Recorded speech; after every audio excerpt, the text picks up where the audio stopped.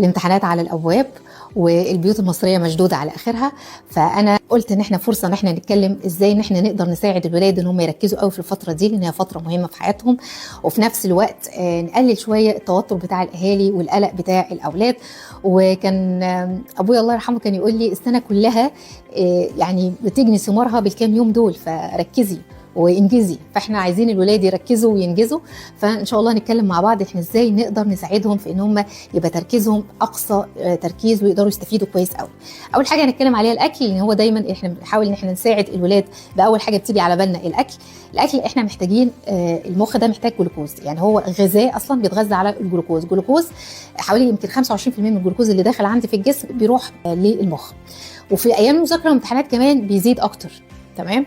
طيب جلوكوز يعني سكر، يعني نروح ناكل بنشرب بقى عصاير وناكل حلويات؟ لا، الجلوكوز هاخده من المصادر بتاعته الصح اللي هي النشويات المعقده. يعني ايه؟ يعني عيش بلدي، رز، مكرونه، بطاطس، الفشار دايما بيتنسي.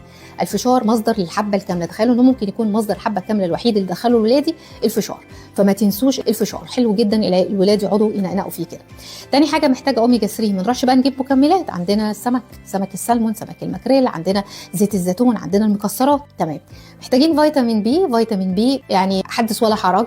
اكتر حاجه مشهوره الورق الاخضر، عندنا خاص، جرجير، بقدونس، اي حاجه خضراء. لو هم مش عايزين ياكلوا طبق السلطه حطوه جنبهم في طبق كده ويقعدوا ينقنقوا فيه. الموز عندنا فيتامين، يعني مصدر لفيتامين بي 6 كويس جدا، ومن الحاجات بقى اللي بتحسن المود وترفع يعني وتقلل جدا الاسترس. فالموز من الحاجات اللي ما تتنسيش ايام المذاكره. محتاجين حديد. الحديد عندنا ايه؟ عندنا في اللحمه الحمراء، وعندنا في البقوليات، كل البقوليات فيها حديد تقريبا. ايه تاني؟ الزنك برضو موجود في المكسرات. فايه كل ما هو طبيعي، الخضار والفاكهه والحاجات الطبيعيه الرباني والحاجات اللي هي موجوده عندنا في البيت مش ملعوب فيها، دي كلها مصادر غذاء لجسمي وللعقل بتاعي. مضادات الاكسده احنا بنبقى محتاجين عارفين مضادات الاكسده دي زي ايه، كانها عارف اللي هي بتنظف الخلايا بنساعد الخلايا تنظف نفسها اول باول. اكتر حاجه فيها مضادات اكسده احنا بنروح نشتري مكملات قد كده عشان موضوع مضادات الاكسده. الفاكهه والخضار يا جماعه، الالوان، كتروا بقى من الالوان. كل ما كان طبق السلطه وكل ما كانت الفاكهه ملونه كل ما خدت اكبر قدر من مضادات الاكسده. اتكلمنا على الاكل، نتكلم على تاني حاجه، الميه ثم الميه ثم الميه. ليه بقى؟ لان الميه بتتنسي وبيتبدل مكانها ايه؟ بيتبدل مكانها قهوه، مشروبات غازيه، مشروبات الطاقه. تمام. وبتتنسي الميه. تمام. وانا جسمي محتاج ميه. وخلي بالكم ان القهوه ومشروبات الطاقه دي لما بتزيد عن حدها، الناس اللي بتشرب منها كتير قوي بتعمل اثر عكسي. بعد ما كانت بتفوقه الاول، بتديله الاول احساس وهمي كده بالفوقان والتركيز، بعد كده بتجيب العكس تماما، بتجيب صداع وبتجيب ارق، ما تخليهمش يناموا كويس. ثالث حاجه هنتكلم عليها النوم ده، يعني انا لو ليا ترتيب في الحاجات اللي انا قلتها ده كنت هبدا بالنوم، بس انا عارفه ان في ناس كتيره ما بتقتنعش والله النوم قبل الاكل. النوم لازم تنام كويس قوي، والنوم يكون بالليل، ويتنام 7-8 ساعات بالليل متواصل كويسين. بلاش السكرين، بلاش الموبايل قبل النوم بساعه، لان ده بيأثر جدا على الميلاتونين وبيخليش الولاد يناموا كويس. حتى الكبار المفروض حركه ان احنا نبقى نايمين في السرير وماسكين الموبايل دي قبل ما ننام، دي حركه غلط جدا. فنحاول ان احنا ننام. تقسيم الوجبات يا جماعه، قسموا الوجبات. ما ينفعش تاكل وجبه في اليوم او ما تاكلش خالص، او تاكل 7-8 وجبات في اليوم. هم 3 وجبات في اليوم، فطار غدا عشاء. والاهم بقى من الوجبات السناكس اللي ما بين الوجبات. الاهم من الوجبات السناكس اللي ما بين الوجبات.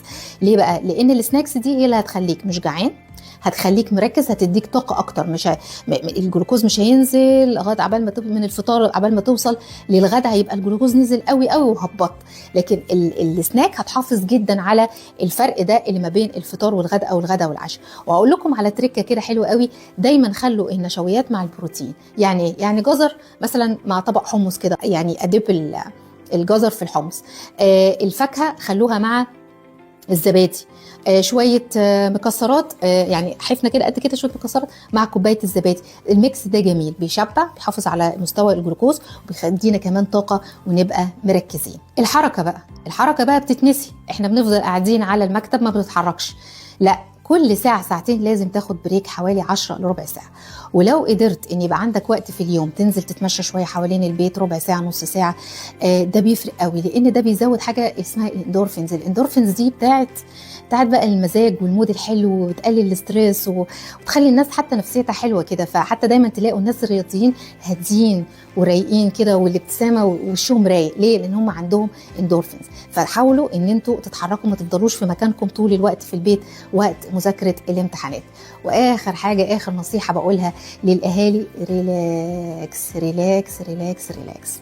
لان انتوا عملتوا اللي عليكم، الولاد ان شاء الله يكونوا بيعملوا اللي عليهم، والمستقبل ده بايد ربنا. والولاد بعد كده ان شاء الله لما ربنا يكرمهم ويشتغلوا ويتوظفوا، وكل واحد يشوف مستقبله، هينسى فترة الامتحانات والاسترس وزنقته ومذاكرته، هينسى كل حاجة. بس هيفتكر كويس قوي البيت اللي هو طلع منه، البيت كان شكله ازاي، اهله واسرته اللي كانوا في ظهره، الحب والامان والطمأنينة والسكينة اللي حسهم في البيت وقت ايام الامتحانات والمذاكرة. هو ده اللي هيحس بيهم، ان احنا ربناهم ان هم يكونوا آمنين مطمئنين، مش قايمين على الخوف او الترهيب. وموفقين حبايبي ان شاء الله.